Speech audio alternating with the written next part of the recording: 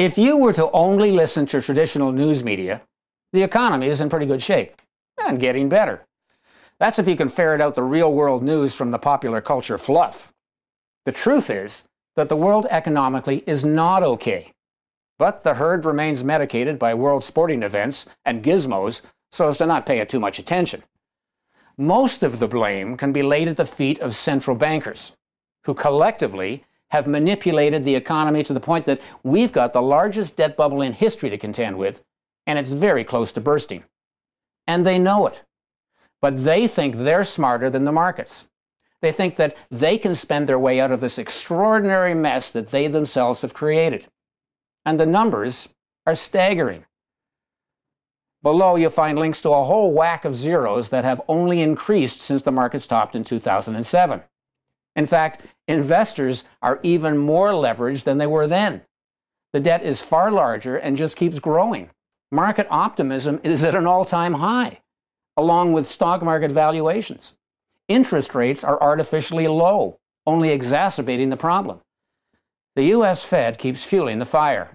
Quantitative easing to infinity has now created a stock market bubble to match the debt problem. Central bankers have been trying to spark inflation, but they simply can't do it. We're into the start of a deflationary cycle, and they're just plain out of tools. Now, here's a simplistic look at the market problem the Fed has created.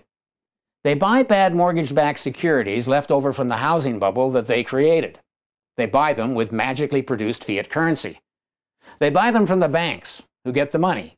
However, the banks aren't loaning the money out because businesses aren't confident enough in the economy. But banks don't care because they're allowed to invest virtually all of that money and our personal savings in the stock market at a margin of at least 4-to-1. The market goes up, the banks benefit, and declare fabulous profits. Good for them. However, if that market tops and starts coming down, look out. Because of the huge leverage, it will come down all that much faster, and the banks will be scrambling to make the margin calls. On top of that, the Fed will be left with all of those bad mortgages as the falling market takes the value of homes down even further. A colossal mess, brought to you by your favorite central bankers.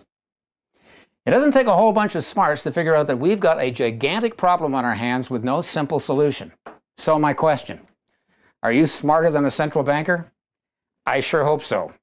Sign up for more information on how to stay safe if the market tops out.